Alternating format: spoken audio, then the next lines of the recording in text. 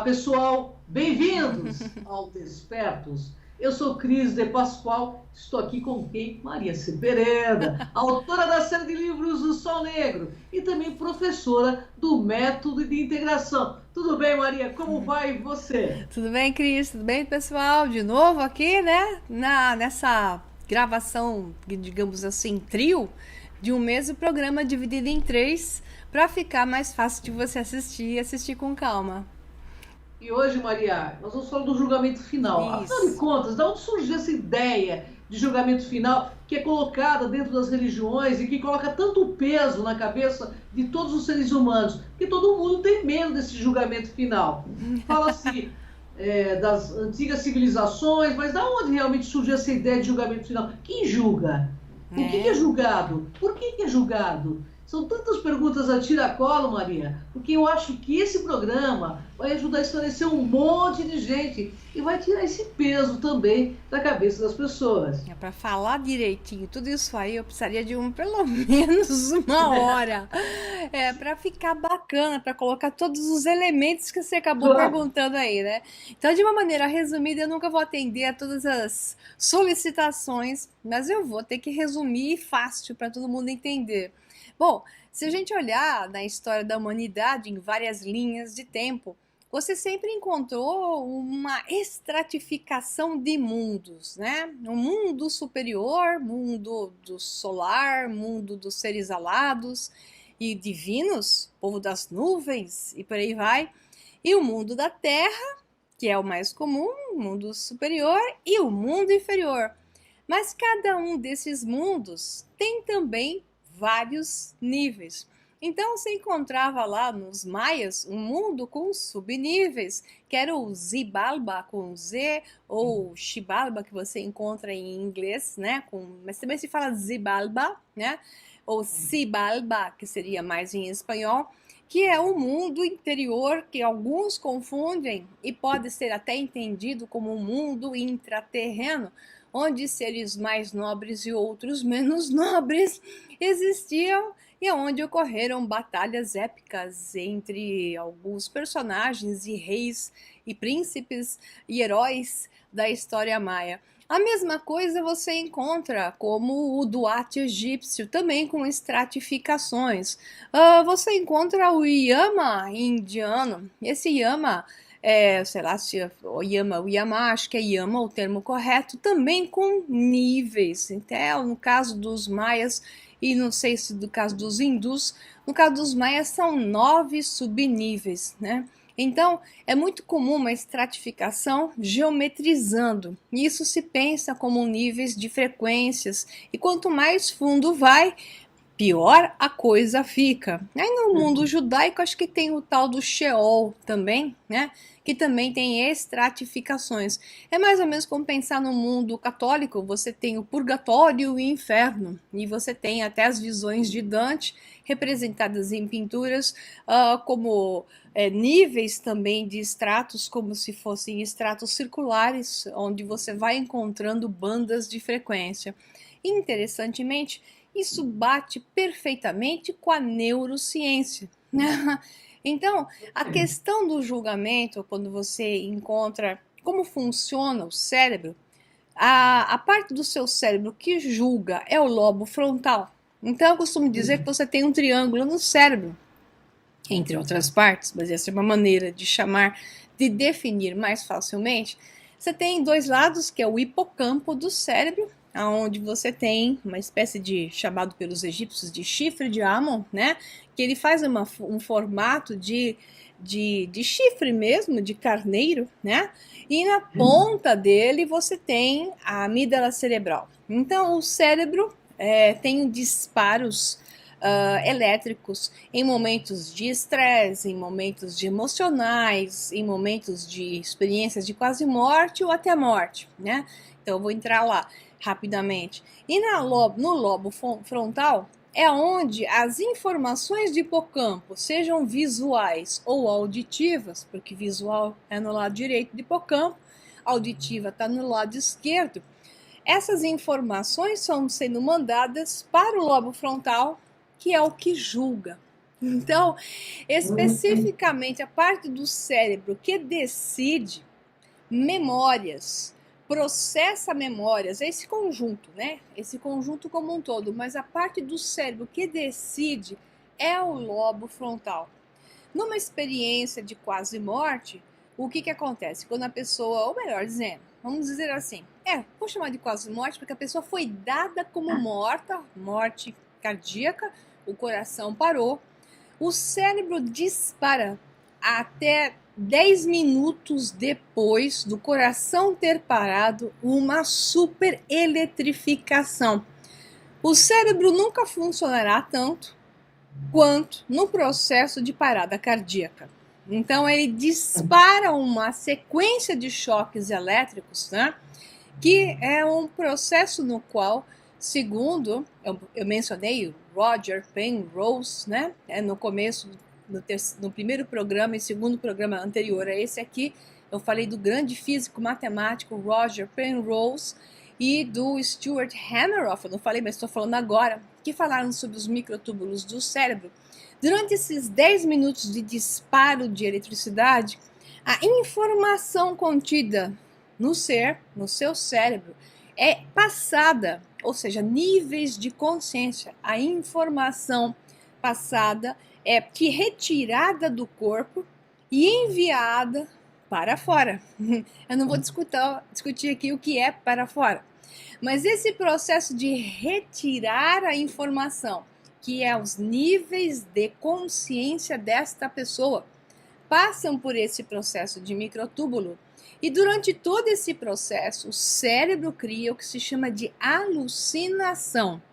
Então, é uma alucinação, o cérebro entra em alucinação. Por que eu digo que é uma alucinação? Porque o mesmo processo de disparo de carga elétrica numa experiência de quase morte, ou até morte, mas eu digo quase morte porque isso foi constatado cientificamente, a pessoa voltou, voltou, e o que aconteceu com o cérebro dela se reproduziu sem o estado de morte cardíaca, digamos assim, de parada cardíaca, em laboratório, simplesmente eletrificando o cérebro no mesmo nível de descarga, bem na região do hipocampo, igualzinho foi feito. Acontece naturalmente com a experiência de quase morte, se reproduziu em laboratório. O que aconteceu com as pessoas que eram os que experimentavam o teste em São, foi exatamente o mesmo processo. Ou seja, eles viram a mesma coisa do túnel que se abre à frente, o som celestial, encontraram com parentes. Todos eles tiveram a chance de rever a sua vida, reveram o seu passado, viram melhor como viviam. Tanto assim que tem um caso de um cirurgião, um médico que é o anestesista e que publicou vários livros. Infelizmente o nome dele agora não me vem, mas eu coloco aqui, né? Na edição, jogo o livro dele, porque eu vou na edição já colocar para vocês. A história dele é fantástica, porque quando ele retornou outra pessoa, porque ele viu a esposa, viu parentes, reveu a vida dele, ele entrou num processo de julgamento. O que aconteceu? Ele estava numa experiência de quase morte, ele fez a projeção dele para uma realidade paralela, ou melhor, para você entender isso melhor, quando a pessoa tem uma experiência de quase morte, os microtúbulos do cérebro propiciam a passagem da informação dessa pessoa, daquilo que ela é, você pode chamar de alma, como você quiser, né? Isso a consciência é o termo que se usa na ciência, para um universo paralelo. Nesse universo paralelo, ele vai existir por causa de um processo alucinatório que faz parte daquilo que a gente chama de realidade. Então é criado um padrão de experiência lá.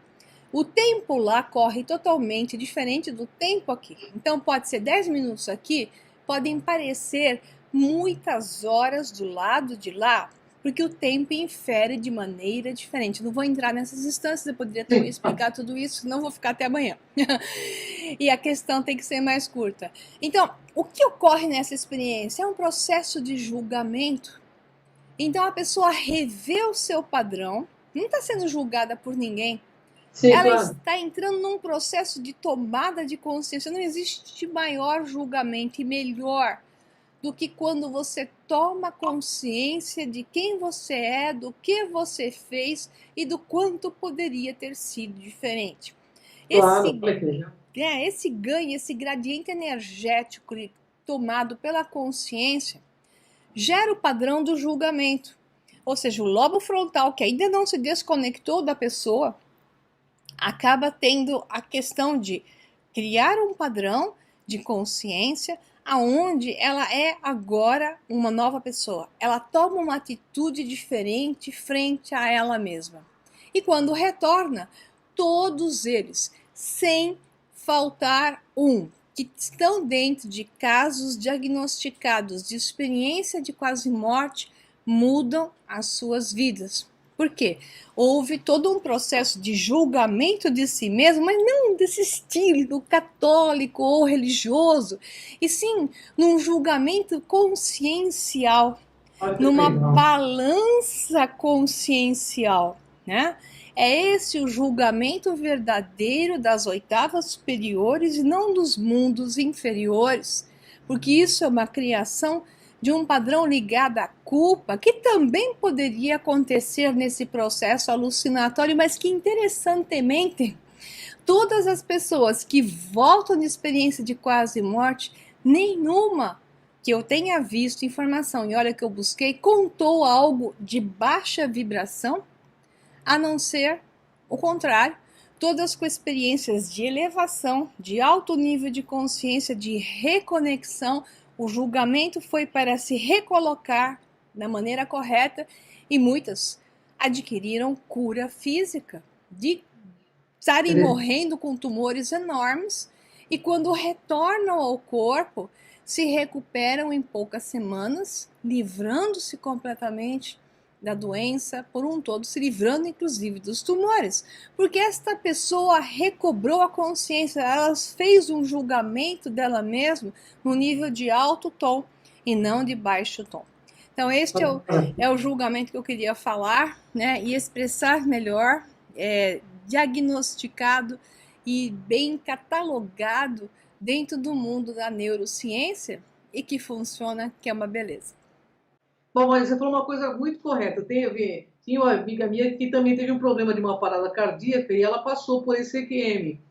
E ela mudou radicalmente, né? Todos depois mudam. que retornou, porque ela percebeu muitos erros que ela cometia com ela mesma, entendeu? E não é? E ela se tornou diferente por conta dessa parte de tomar consciência, que eu acho que é o mais importante mesmo, né? Sem essa culpa extrema que é colocada dentro das religiões. A culpa é da religião mesmo, né? A questão Desculpa te cortar, mas sim, assim, a religião coloca muito esse peso. Você tem que pagar, você tem que sofrer, porque o tempo todo você se vê como nada, porque dizem já que a gente nasceu fruto do pecado, né? Isso é tudo absurdo, ridículo, e que eu acho muito legal a gente discutir esses temas para esclarecimento das massas. Somos filhos de algo muito maior do que somos, que eu acho que nós estamos experimentando aqui uma parte somente da nossa consciência.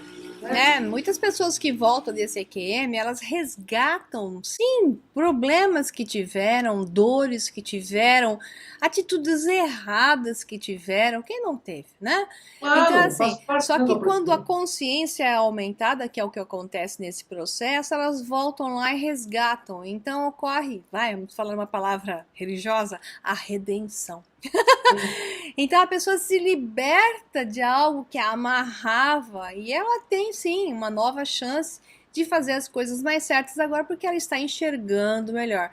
Então este é o melhor padrão que pode ocorrer, que não precisa entrar numa EQM para você entrar nele, mas é simplesmente atingir um estado de maior de consciência, de maior nível de consciência, que pode ser atingido até por meditações, por resolver mudar de atitude frente à vida, ser mais consciente de que existem outras pessoas além de você no seu mundo, egocêntrico e egoísta, e adquirir um senso maior de responsabilidade pelos outros. Com isso já é o suficiente para você fazer muita mudança na sua realidade e resgatar muita coisa. Além de que facear é encontrar aqueles que você danificou, até te danificaram dolorosamente, e não digo se tornar amigo deles, mas sim entender um processo necessário para o seu desenvolvimento e conseguir resgatar aquele padrão, dizer eu perdoo e me perdoe, sabe? Aquela coisa assim, Verdade. né? Ho'oponopono, que é Propondo é muito bom, importante. que é muito bom. E é interessante porque a autoculpa mata, né, Maria? A gente sabe isso dentro da psicanálise, dentro da psicologia, a gente sabe que é uma pessoa que se sente muito culpada, né? Mesmo que seja de forma inconsciente, né? Ela precisa ter esse auto-resgate, sabe? O Sim, auto-perdão é muito importante, a gente sabe disso. sem Quando uma dúvida. pessoa se auto-perdoa, ela começa no processo de autocura muito importante. A pergunta agora vai amarrar todo mundo. O que o conceito do julgamento final tem a ver com isso? Quem é que está julgando? Quem está julgando? A gente já falou da neurociência. Quem está julgando o tempo todo agora é física mesmo. É aquilo que a física, os físicos chamam agora, a nova safra dos físicos chamam de consciência. Essa consciência é igual essa minha balancinha de mate que está aqui do lado, a mate. Essa consciência que equilibra tudo em desdobramentos perfeitos. Então não está julgando, está sendo feito balanceamento, né, o tempo todo. Então esta consciência superior, que podemos chamar de eu superior, que se desdobra em uma persona para experienciar a realidade física, ele se desdobra também na mesma persona em realidades paralelas. Portanto, tudo que é um tema, que uma personificação, uma persona está experienciando de vida, todas as alternativas àquele tema, decisões mais positivas e decisões menos positivas, vão ser experienciadas pelas versões alternadas de realidades paralelas dessa mesma persona. Portanto, não existe um julgamento, existe uma balança que, se nesta realidade onde eu me percebo como Maria Pereda, esta balança não se faz perceber para a minha realidade, uma outra Maria Pereda, em outra realidade paralela, experienciará, quanticamente falando, uma alternativa a esta, ao que aconteceria a cada uma das decisões, além de eu mesma, persona, em realidade específica paralela, experienciar as minhas alternativas em linha, digamos, de tempo que parece ser processual, uma coisa após a outra, as realidades alternadas de mim mesma estarão sendo influenciadas por cada uma das minhas decisões e vice-versa. Então eu não sou eu sou nós, e esta balança se faz perfeita e sempre, sempre no universo tudo é coerente, tudo é homogêneo, tudo é simétrico, nada é desproporcional. Nós percebemos desproporção porque vemos uma fração da realidade, mas o eu superior, que projeta a nossa realidade de persona aqui embaixo, o nosso imediato superior, assim eu chamo, ele está experienciando e olhando o todo. Não é um julgamento, é uma balança. E sim, a cada atitude se desdobra um novo efeito, que não quer dizer que vai voltar, quer dizer que você vai experienciar tudo. A nível de eu superior, tudo vai ser experienciado, porque tudo é interessante para este que é eu a nível superior, a minha consciência a nível superior me experiencia em todas essas alternativas, e todas elas são fundamentais para que essa consciência adquira ainda mais consciência de si mesma. Então eu sou apenas um instrumento de mim mesma a nível superior. Para evoluir cada vez mais dentro, Sim. né? E o que eu acho interessante, Maria, as pessoas me perguntam muito assim, por que a gente tem que sentir? Porque eu sentir, presta bem atenção nisso, Maria, que eu comecei dentro da minha cabeça, fiquei pensando, por que eu sentia, né? Porque a gente sente muita emoção. E esse padrão de onda que nós estamos nos permite compreender que o sentir, ele, de certa forma, ele é a força da razão que nos leva à compreensão. Porque se a gente não sente o que a gente faz por outro, e a gente se impõe quando a gente faz, por isso que dizem que tudo que você faz retorna para você. Porque você precisa sentir, se você não quer aprender. Né? Porque a gente tem uma dificuldade em compreender esse verbo amar, mas amar, na realidade, do meu ponto de vista, é sentir o outro, é ter empatia pelo outro, pela dor do outro, pelo problema do outro. E aí sim, através desse fraternismo, que a gente dá um salto evolutivo. Exato. Nós estamos aí da forma que estamos no planeta porque nós mesmos nos condenamos. Esse é o meu ponto de vista. Sim, e é por isso que olhar nessa roda do Sansara, eu vou até ampliar, já que você me deu a ideia de uma explicação que vai muito bem, agora vai passar o tempo do programa. Que é assim, todo julgamento faz parte do código moral. Qual é o código moral dos maias? Qual foi o código moral dos maias, e principalmente dos astecas, que eram ainda piores que os maias? De ficar arrancando corações das pessoas em sacrifícios intermináveis. Qual era o código moral dos maias? De invadir aldeias dos mexicas, outros que não eram exatamente astecas, né? E arrancar as moças virgens, porque eram os que eles achavam que eram melhores para os deuses, as crianças e por aí vai, e colocar uma sequência, 20, 30, numa sequência, arrancando o coração para os deuses. O código moral é algo que é criado por uma unidade, por um grupo, por digamos assim, um grupo, né, de pessoas que pode ser um grupo de 15 milhões, como eram os astecas, 15 milhões de astecas existiram na época do seu auge, digamos assim. E esses 15 milhões seguiam um código moral. O código moral faz com que a unidade exista. O código moral não quer dizer que é um código de ética. O código de ética seria algo que preserva mais o bem em detrimento do mal. Né? O código moral é aquilo que o grupo aceita como aquilo que os configura. Portanto, vamos agora para o padrão que eu vou trazer para o outro lado. Qual é o código moral e qual é o julgamento desses políticos que nós temos aqui? Pois é. Desses ladrões que eles são, né?